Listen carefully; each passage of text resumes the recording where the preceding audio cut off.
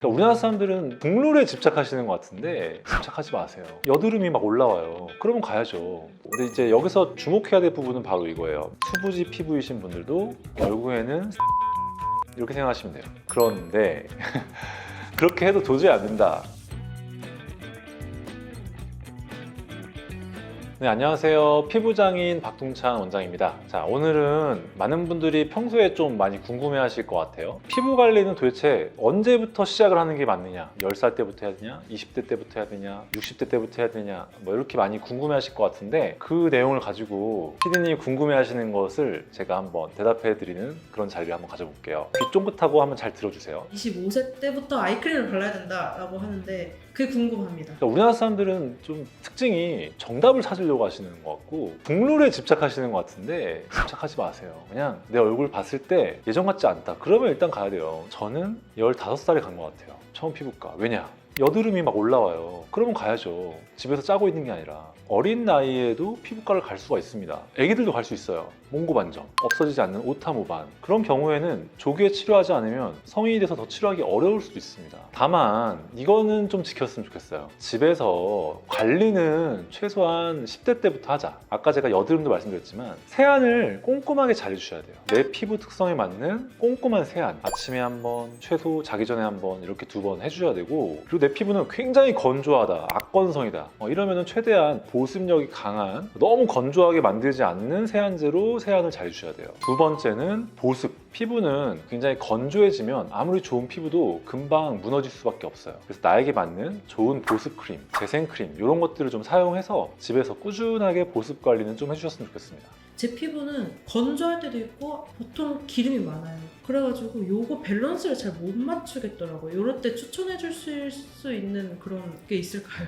요즘 유행하고 있는 수부지 피부잖아요. 수분 부족 지성 피부. 사실 이게 이제 가장 어려운 피부이긴 하죠. 이것도 결국에는 집에서 관리하시는 제품들도 수부지 피부에 맞는 제품들이 요즘에 많이 나오거든요. 그런 제품을 잘 사용을 해주시는 게 좋고, 근데 이제 여기서 주목해야 될 부분은 바로 이거예요. 피부는 수분이 부족할수록 피지를 많이 분비합니다. 피부가 건조해지면 피부를 촉촉하게 하기 위해서 피지라는 유분을 발동시킵니다. 바로 수분기가 없으니까 피지가 더 나오는 거예요. 그 말은 뭐냐? 보습을 열심히 해주시면 유분도 줄어들 수 있다는 소리예요. 근데 이제 개기름이 번들번들한데 여기다가 또 수분을 바르려니까 뭔가 아닌 것 같잖아.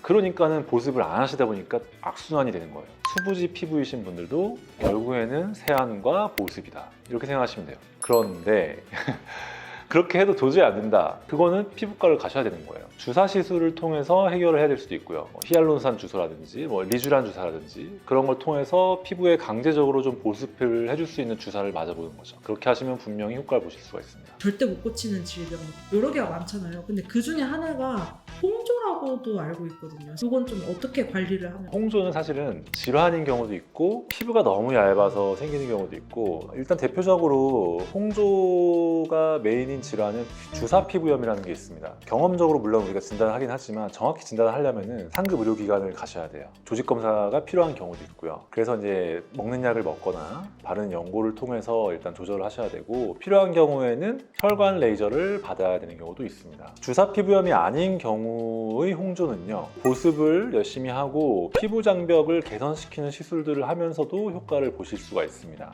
예를 들면 요즘에 많이들 하고 계시는 리쥬란 주사를 하신다든지, 또 최근에 나온 지 얼마 안 됐지만 각광받고 있는 리바이브라는 주사가 있습니다. 리바이브는 리쥬란에서 한 단계 업그레이드 됐다고 보시면 돼요. 한층 더 보습을 해주고 지질층 강화를 해주기 때문에 더 이런 홍조나 주사 피부염 개선에 도움이 될 수가 있거든요. 그래서 평소 생활 습관 개선으로 잘 개선이 되지 않는 홍조는 병원을 오셔서 상담을 받아보시는 게 좋을 것 같습니다. 네, 오늘은 도대체 언제 피부과를 처음 가야 될까요? 라는 주제에 대해서 일단 얘기를 해봤는데 결론은 정답은 없어요. 사실 요즘에 정보들이 많잖아요. 챗 GPT도 있고 유튜브 채널도 많고, 공부를 하면서 내 피부 상태를 파악을 하시는 것도 되게 중요한 것 같고요. 언제 가야 될까를 정해두지 마시고, 원래 좋았던 피부가 최근 들어 약간 이상 징후가 있다, 그런 게 느껴지신다면 너무 지체하지 마시고 피부과를 꼭 찾아주시면 좋을 것 같습니다. 마지막으로 평소에 꾸준히 좋은 세안 습관과 보습 관리는 하자, 이렇게 마무리하면서 지금까지 피부장인 박동찬 원장이었습니다. 안녕.